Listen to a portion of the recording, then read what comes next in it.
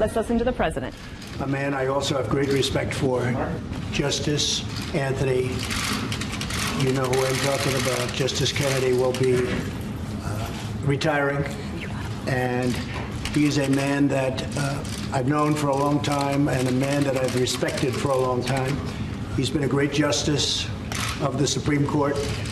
He is a man who is displaying great vision. He's displayed tremendous vision and tremendous heart, and he will be missed, but he will be retiring, and we will begin our search for a new justice of the United States Supreme Court that will begin immediately, and hopefully we're going to pick somebody who will be as outstanding. So I just want to thank Justice Kennedy for the years of tremendous service. He's a very spectacular man, really a spectacular man. And I know that he will be around hopefully for a long time to advise, and I believe he's going to be teaching and doing other things. So thank you to Justice Kennedy. Thank you. Who will you pick to replace him, sir? Thank you. Thanks, everyone. Well, we have obviously numerous people. We have a list of 25 people that I actually had during my election. I had to 20, and as you know, I added 5 a little while ago. We have a very excellent list of great talented, highly educated, highly intelligent, hopefully tremendous people. I think the list is very outstanding. When I was running, I put down a list of 20 people because, not being a politician, I think people wanted to hear what some of my choices may be, and it was pretty effective. And I think you see the kind of quality that we're looking at when you look at that list. But I added 5 additional people to the list. So it will be somebody from that list. So we have now boiled it down to about 25 people. And sir, when did you find out? To the World Cup with President Putin to the final. Yes, no, I will tell you, we fought very hard to get it here. I think they're doing a fantastic job with the World Cup right now. It's in Russia, and I will tell you that it's exciting. My son loves soccer, and he loves watching the World Cup, and they have really done a fantastic job with the World Cup. It's exciting, even if you're a non-soccer fan. I'm a soccer fan a little bit, but I don't have much time. What are you rooting for? But, well, I'm rooting for everybody to do well. But I think the venue has been fantastic. They really have shown something very special. I fought very hard to get it for the United States, Mexico, and Canada, as you probably have heard, and we were honored to be chosen. And this is a great gentleman and a great soccer fan, too. But we were very honored to be chosen for the World Cup, so we look forward to that. Mr. President, will you meet with President Putin, sir, and where? Most likely. John Bolton is over there now. He's over in Russia right now. I just saw, watching media, that he's met with President Putin. I haven't gotten the full report yet, but it would look like we will probably be meeting sometime in the not-too-distant future. And I've said it from day one, getting along with Russia and with China and with everybody is a very good thing. It's good for the world, it's good for us, it's good for everybody.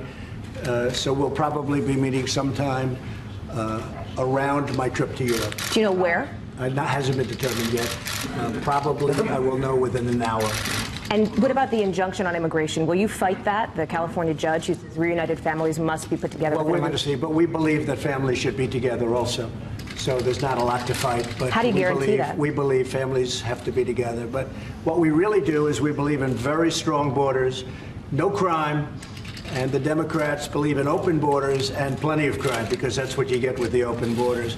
I would like to introduce, however, the president of Portugal, and I'm sorry to bother you, but in our country, the selection of a justice of the United States Supreme Court is considered, I think we can all say, one of the most important events, one of the most important things for our country. I mean, you see the decisions that just came down, how big they are, how vital they are, and they can swing different ways depending on whom there might be in the court. So it's always been considered a tremendously important things. Some people think outside of, obviously, War and Peace is the most important thing that you could have. But another very important thing is introducing the president, the highly respected, I must say, President of Portugal. Go ahead. Mr. President, when did you learn that Justice Kennedy was retiring? About a half hour ago. Were you surprised? He came to the White House. We had a wonderful discussion just prior to meeting the president, and really had a very deep discussion. I got his ideas on things, including I asked him if he had certain people that he had great respect for that potentially could take his seat, which is a very hard seat to fill. So we talked about different things, and he was here for about a half an hour. I don't think you folks saw him come in and out, did you? I'm shocked. Boy, they've done a great job. That's a shocker. That's a shocker. But yeah, we had he just left a little while ago, just prior to meeting the president. Will you tell us what he recommended? Will you give us any? No, I won't do that. But he has, you know, there are certain names that are just outstanding. Names that you already know, to be honest with you. I mean, there are names that you know that are outstanding, highly respected, names that you would know, President. And we'll be looking at them. We'll be looking at some others. But they will come from the list of 25 people. Let's bring in now the anchor of Fox News Sunday, Chris Wallace. Chris, you've been in Washington for many of these nominations, and it's always so fascinating. And the Supreme Court is still one of the institutions that is trusted and revered in America. This is going to be an amazing summer for all sorts of reasons, especially because of this. Let's get your thoughts on this now. I was just thinking as I was listening to my colleagues on the air, I think without any question, this is the biggest moment of the Trump presidency. Obviously, he's done a lot of big things. He went to Singapore and met with Kim Jong-un of North Korea. He passed the tax bill. He's done major deregulation. There have been some executive orders. But I think this moment is the biggest opportunity of the Trump presidency so far, because with the retirement of Anthony Kennedy, there was a very strict 4 conservatives and 4 liberals on the court, and Anthony Kennedy was the swing vote who often decided whether the conservatives won, or sometimes, not as often, but sometimes the liberals prevailed, especially on social issues. That if Donald Trump is able to nominate and confirm a solidly conservative justice and swing the court solidly 5-4 conservative, that is going to change the Supreme Court and could perhaps for a generation or two. This is a very big deal. And, you know, I hear talk about, well, you don't want a swing judge. I did a power player this last week on, I have to say, I'm feeling pretty smart about it, about Leonard Leo, who is the key person at the Federalist Society who put together the list first of 11, then of 21, now of 21 people that the president has said he's going to name his Supreme Court justice or his nominee from. They are all reliably conservative. I said to Leonard Leo, is there one of them that is your favorite, or a couple of them that are your favorite? He said, frankly, we're so confident in this list that you could throw a dart at the list, and whoever the dart hit would be a solidly conservative justice on the Supreme Court. The one area where I would disagree with Shannon Bream, she was saying, you know, they're going to want somebody with a long record on abortion and on a lot of these other issues. Excuse me. I don't know that I think that's true, because Neil Gorsuch didn't have a record on a lot of those issues. And they may want somebody who doesn't have a paper trail on those issues, but who are they are convinced from association, from their general record, is a reliable conservative.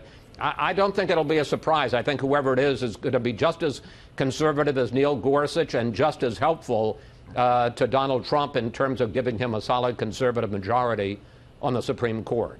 Indeed. In fact, John Roberts, our White House correspondent, chief White House correspondent, has sent me the list just so that I have it here. And I remember a lot of these names from the last time around, and I have to tell you, I hadn't been thinking about it until this past week, and thinking, oh, will Kennedy or will he not?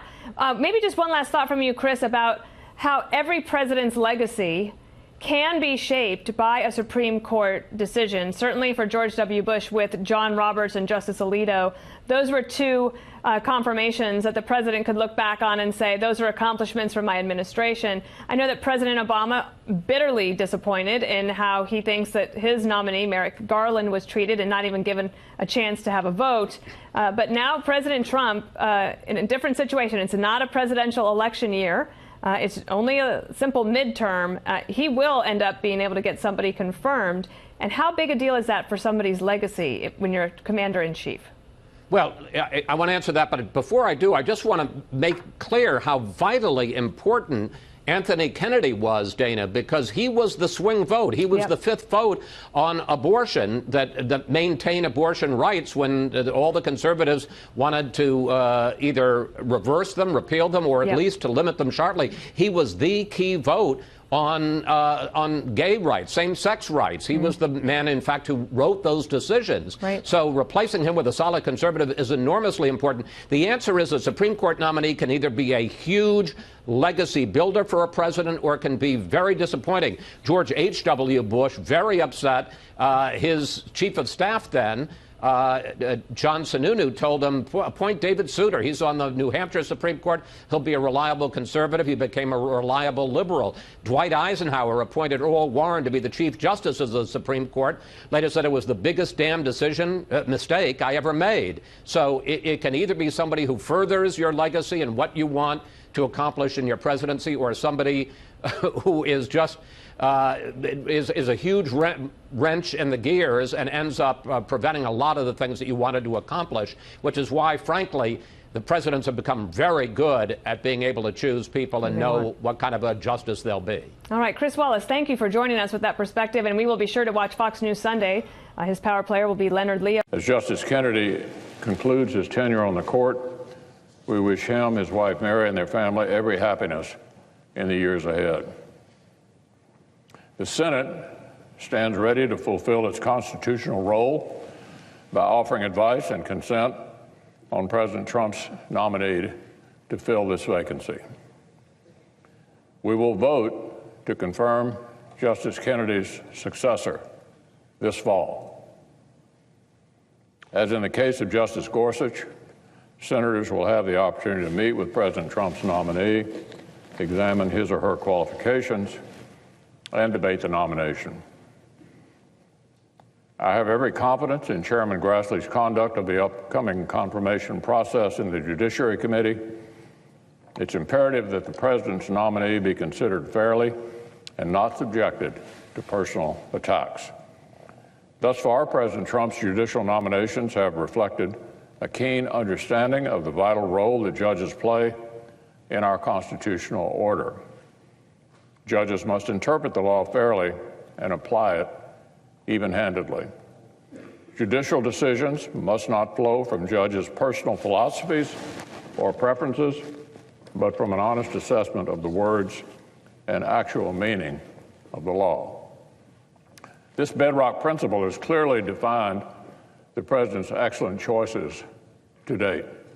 So we'll look forward to yet another outstanding selection, but today the Senate and the nation thank Justice Kennedy for his years of service on the bench and for his many contributions to jurisprudence and to our nation.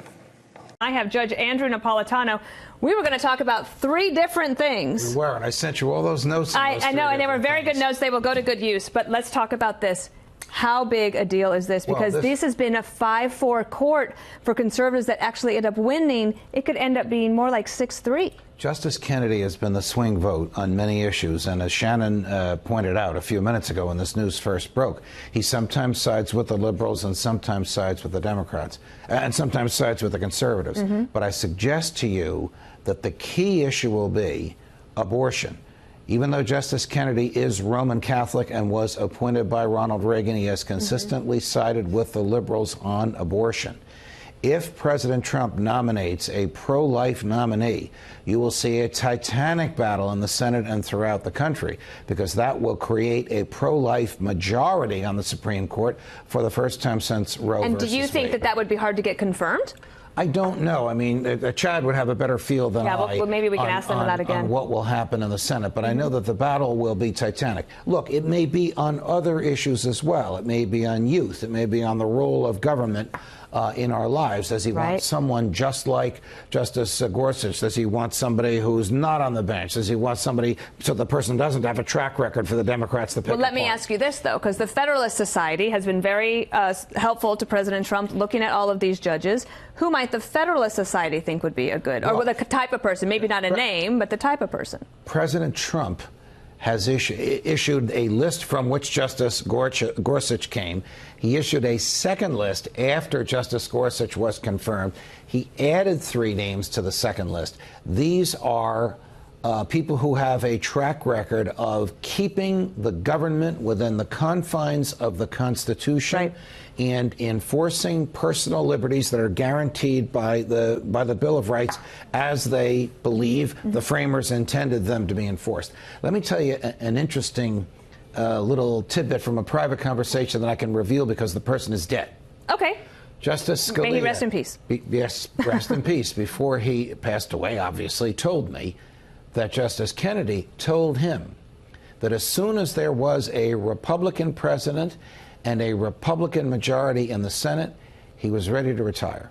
And isn't that interesting? Because a lot of people have thought of him as a little too squishy for the conservatives' taste, but that he wanted to do this when a Republican could be assured of being able to get a pick in? I think he's a lot closer to John Roberts and Sam Alito than he is to Stephen Breyer and Elena Kagan. I'm just giving you examples from both camps. And even though he rejected the conservatives' views on abortion, I think he was more with them than not with them. But when Sandra Day O'Connor retired, she had been the swing vote between 4 liberals and 4 conservatives. Anthony Kennedy took that. Donald Trump is not going to be looking for a swing vote. Nope. He is going to be looking for a reliable traditionalist with libertarian leanings, just like he got in Neil Gorsuch. And he will probably go to that list, and it will either be amplified or reduced by his colleagues and friends at the Federalist Society, and then he'll pick one of those people, and we're in for the battle royal of the summer. You're going to stick with me, right? Of course I am. And Chad Pergram, who we were talking to about the immigration bill, that just failed just a few minutes ago. But this news is going to supersede that because, Chad, at this point, from my experience, now all eyes are going to focus on this nomination. The Democrats will be riled up, but there might not be anything they can do to stop the Republicans from getting their pick seated on the court. Your thoughts? 2 people are in the driver's seat: Mitch McConnell, the Senate Majority Leader, and the chairman of the Judiciary Committee, Chuck Grassley. Keep in mind what Mitch McConnell did a year ago, April, just to get Neil Gorsuch confirmed. He executed what's called here on Capitol Hill as the nuclear option. And this is what you alluded to a moment ago, is that they lowered the threshold for filibusters in the Senate for Supreme Court nominees from 60 votes to a simple majority of 51. This was not a rules change. This was a bit of parliamentary chicanery that basically changed the precedent. The Senate does a lot of its business on precedent. And what they did with the confirmation of Neil Gorsuch is they altered the precedent. This door was opened by Harry Reid, the former Democratic leader in the Senate, in the fall of 2013, and what we sometimes refer to here on Capitol Hill as nuclear option 1. He changed the precedent, the threshold, for all types of judicial nominees, all administration nominees from 60 to 51. Well, that kind of opened Pandora's box, because once Mitch McConnell realized that there was no way to confirm Neil Gorsuch, he made sure the Democrats got a taste of their own medicine with nuclear option 2. And we could have nuclear option 3 now. Keep in mind that the Senate is scheduled to be in session all August long. And if the president is able to submit a nominee pretty soon, we could have confirmation votes, hearings sometime in August before they could start the next term in October. All right. I want to ask one question.